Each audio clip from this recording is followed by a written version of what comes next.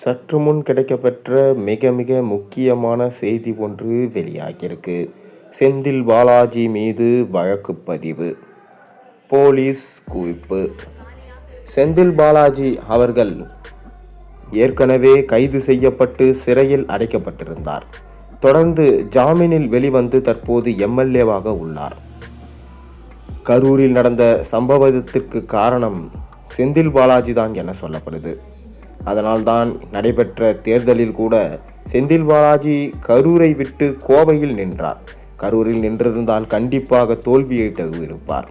அதேபோல செந்தில் பாலாஜி மீது விசாரணை நடத்த வேண்டும், அவரை கைது செய்ய வேண்டும் என தமிழக அரசுக்கு, அதாவது விஜய்க்கு அமலாக்கத்துறை கடிதம் எழுதியிருந்தார்கள். தொடர்ந்து விஜயும் அந்த கடிதத்திற்கு என்ன முடிவெடுக்கப் போகிறார் என்கின்ற சூழல் பரபரப்பாக இருக்கிறது. தொடர்ந்து தற்போது சிபிஐ அதிகாரிகளும் செந்தில் பாலாஜியை கைது செய்ய வேண்டும் என தற்போது வேலையில் இறங்கியிருக்கிறாங்களாம். அதாவது திமுக ஆட்சியில் மின்மாற்றிகள் கொள்முதல் செய்ததில் ரூபாய் 397 கோடி முறைகேடு நடந்ததா புகார் எழுந்த விவகாரத்தில் தமிழ்நாடு மின்வாரிய அதிகாரிகள் உள்ளிட்டோர் மீது சிபிஐ வழக்கு பதிவு செஞ்சிருக்காங்களாம். தமிழகத்தில் கடந்த திமுக ஆட்சியின் போது 2021-23 காலகட்டத்தில் 45,000 மின்மாற்றிகள் டிரான்ஸ்ஃபார்மர்கள் கொள்முதல் செய்ததில் 397 கோடி முறைகேடு நடந்ததா அறப்போ இயக்கம் குற்றம் சாட்டியிருந்தாங்க. கொள்முதலில் பங்கேற்ற ஒப்பந்ததாரர்கள் அனைவரும் ஒரே விலையை குறிப்பிட்டதால தான் அரசுக்கு இழப்பு ஏற்பட்டிருக்கு. இதற்கு காரணம் செந்தில் பாலாஜி தான் என தெரிய வந்திருக்கிறது. செந்தில் பாலாஜி தான் ஒரே விலையை சொல்ல வைத்து தான் எடுத்ததாகவும் பிறகு நஷ்டம் ஏற்படுத்தியதாகவும் சொல்லப்படுகிறது. இது குறித்து சிறப்பு புலனாய்வு குழு விசாரணைக்கு உத்தரவிட வேண்டும் என சொல்லப்பட்டிருந்தது. இதேபோல இந்த விவகாரத்தில் சிபிஐ விசாரணைக்கு உத்தரவிட கோரி அதிமுக வழக்கறிஞர் அணி சார்பில் சென்னை உயர்நீதிமன்றத்தில் வழக்குகள் தொடரப்பட்டன. இந்த வழக்குகளை விசாரித்த உயர்நீதிமன்றம் மின்மாற்றிகள் கொள்முதல் தொடர்பான வழக்கை சிபிஐ விசாரணைக்கு மாற்றி வழக்கு தொடர்பான ஆவணங்கள் அனைத்தையும் சிபிஐயிடம் தமிழக லஞ்ச ஒழிப்பு போலீசார் 2 வாரத்திற்குள் ஒப்படைக்க வேண்டும் என உத்தரவிடப்பட்டிருக்கு.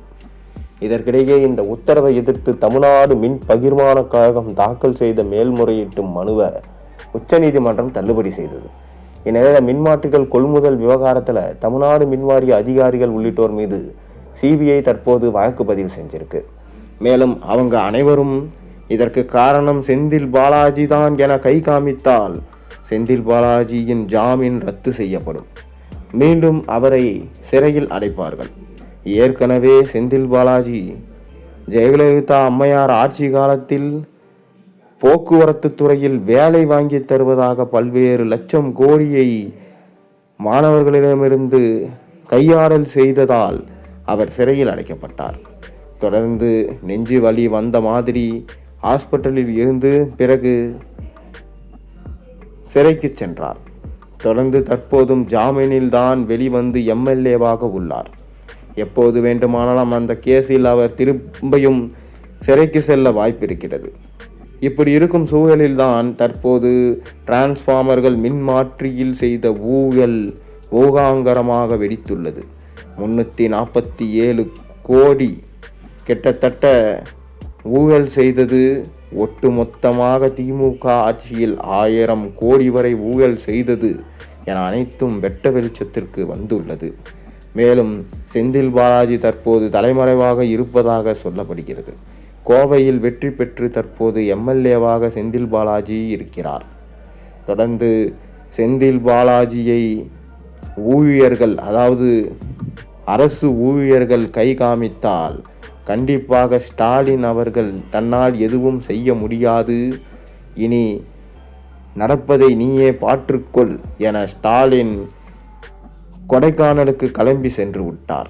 தற்போது குடகு மலையில் தீவிர ஆலோசனை மேற்கொண்டு வராராம். அது மட்டுமில்லாமல் திமுகவில் உள்ள ஊழல் அமைச்சர்கள் லஞ்சம் வாங்கிய அனைவரையும் நீக்கிவிடலாம், அப்போதுதான் திமுக கட்சி தப்பிக்கும் என்கின்ற யோசனையில் தற்போது ஸ்டாலின் இருப்பதாக செய்திகள் வெளிவந்திருக்கிறது. தொடர்ந்து தமிழ்நாட்டில் அறிவாலயத்தில் அந்த பேச்சுவார்த்தையை நடத்தினால் மூத்த அமைச்சர்கள் அந்த விவகாரத்தில் குறுக்கிடலாம். அதனால் தற்போது கொடைக்கானலில் குடும்பத்தினருடன் ரகசியமாக அந்த பேச்சுவார்த்தையில் ஈடுபட்டிருக்கிறாராம். அதில் ஸ்டாலின் கூறியது பெரும் ஹைலைட்டான விஷயமாக பார்க்கப்படுகிறது. அதாவது, எந்த அமைச்சர் ஊழலில் சிக்கினாலும் அவர்களை நம்மால் காப்பாற்ற முடியாது. தொடர்ந்து அதற்கு முன்பாகவே நாம் அவர்களை கட்சியிலிருந்து நீக்க வேண்டும். தொடர்ந்து துரைமுருகனை முதலில் பொதுச் செயலாளர் பதவியிலிருந்து நீக்கிவிடலாம். KN நேருவையும் கட்சியிலிருந்து நீக்கிவிடலாம். தொடர்ந்து இது போன்ற ஊழல் அமைச்சர்களை நீக்கினாலே திமுக என்பது சுத்தமாகிவிடும். மக்களும் திமுக மீது மீண்டும் நம்பிக்கை பெற்று விடுவார்கள். இதனால் ஸ்டாலின் தற்போது தீவிர ஆலோசனையில் கொடைக்கானல் இருக்கிறார். தொடர்ந்து புதிய ரிப்போர்ட் மற்றும் புதிய ஆவணங்களோடு தமிழ்நாட்டிற்குள் இறங்குவார் என செய்திகள் வெளியாகியிருக்கிறது. ஆனால் இதற்கு முன்னாடி ஸ்டாலினுக்கு பெரும் அதிர்ச்சியான விஷயம் என்னவென்றால், திமுக கூட்டணியிலிருந்து இந்திய யூனியன் முஸ்லீம் லீக் வெளியேறுவதா தகவல்கள் வெளியாயிருக்கு. வருகிற ஜூன் 20ஆம் தேதி அதிகாரப்பூர்வமாக அறிவிப்பு வெளியாகிருக்கு. தமிழக சட்டமன்ற தேர்தலில் விஜய் தலைமையிலான தாவேகா வெற்றி பெற்ற நிலையில் ஆட்சி அமைக்க தனிப்பெரும்பான்மை இல்லாத காரணத்தால் திமுக கூட்டணி கட்சிகளின் ஆதரவோடு ஆட்சி பிடித்தது. அந்த வரிசையில் திமுக கூட்டணியிலிருந்து காங்கிரஸ் தாவேகாவிற்கு பல்டி அடித்தது. மேலும் விடுதலை சிறுத்தைகள், முஸ்லீம் லீக் ஆகிய கட்சிகள் தலா 2 தொகுதிகளோடு தாவேகாவுக்கு ஆதரவு அளித்தது மட்டுமில்லாமல் அமைச்சரவையிலும் இடம் பிடிச்சாங்க. அதே நேரம் இந்திய கம்யூனிஸ்ட் மற்றும் மார்க்சிஸ்ட் கம்யூனிஸ்ட் கட்சிகள் வெளியிலிருந்து ஆதரவு தெரிவித்தாங்க. இதன் காரணமாக கடந்த 8 ஆண்டுகளாக தொடர்ந்து வந்த திமுக கூட்டணி பிரிந்தது. இந்த நிலையில் கொளத்தூரில் திமுக தலைவர் ஸ்டாலின் தோல்வி அடைந்தார் என எங்களுக்கு முன்பே தெரியும் என் இந்தியன் யூனியன் முஸ்லீம் லீக் தலைவர் காதர் மொய்தீன் தெரிவிச்சிருக்கார். மேலும் தாவேகா ஆட்சி அமைக்க முற்பட்ட போது ஆளுநர் மறுப்பு தெரிவித்து வந்தார். இதனடுத்து ஆளுநர் ஆட்சி அமைக்க அழைப்பு விடுக்க வேண்டும் என திமுக தலைவர் ஸ்டாலினை கேட்டுக்கொண்டார். இதனைத் தொடர்ந்து நாங்களும் அறிக்கை வெளியிட்டோம். மேலும் திமுக தலைவர் ஸ்டாலினை சந்திக்க சென்ற நேரத்தில் வேறு விதமான யோசனையில் இருந்ததா எனக்கு சொல்லப்பட்டது. எடப்பாடி பழனிசாமியை முதலமைச்சர் ஆக்கிவிட்டு இதற்கு திமுக ஆதரவு கொடுப்பது என முடிவு செய்யப்பட்டதா சொல்லப்பட்டது. இது எங்களுக்கு அதிர்ச்சியாக இருந்தது. இது தொடர்பாக இரவு பகலாக ஆலோசித்து கொண்டிருந்தோம். கேரளாவில் இருந்து தாவேகாவிற்கு ஆதரவு கொடுங்கள் என கூறினாங்க. அடுத்த நாள் தாவேகா முக்கிய தலைவர்கள் வந்து ஆதரவு கேட்டாங்க. அப்போது நாங்கள் திமுக கூட்டணியில் இருக்கிறோம், நீங்கள் எங்களிடம் வந்ததற்கு திமுகவிடம் சென்று கேட்டிருக்கலாமே என கூறினோம். அடுத்ததாக தாவேகா தலைவர் விஜய் நேரடியாக வருவதாக சொன்னார். ஆனால் இது சரியில்லை என அலுவலகத்திலிருந்து புறப்பட்டோம். திமுக அலுவலகத்திற்கு சென்றபோது திருமாவளவனை முதலமைச்சர் ஆக்குவோம் என பேச்சு இருந்தது. இது எப்படி சரியாக இருக்கும்? அவர்தான் முதலமைச்சர் இல்லையே என கேள்வி எழுப்பினோம்.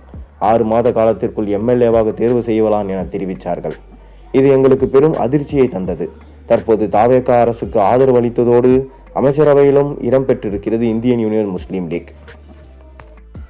ஜூன் 20 நடைபெறும் அக்கட்சியின் பொதுக்குழு கூட்டத்தில் திமுக கூட்டணியிலிருந்து அதிகாரப்பூர்வமாக விலகுவதா அறிவிப்பு வெளியாக இருக்கிறது என சொல்லப்படுது. காரணம், ஸ்டாலின் அவர்களும் எடப்பாடியும் சேர்ந்து செய்த சூழ்ச்சிதான் எனவும் அது பிடிக்காமல் தான் தூய சக்திக்கு தாங்கள் மாறுவதாக தற்போது செய்திகள் வெளியிட்டிருக்கிறாங்க.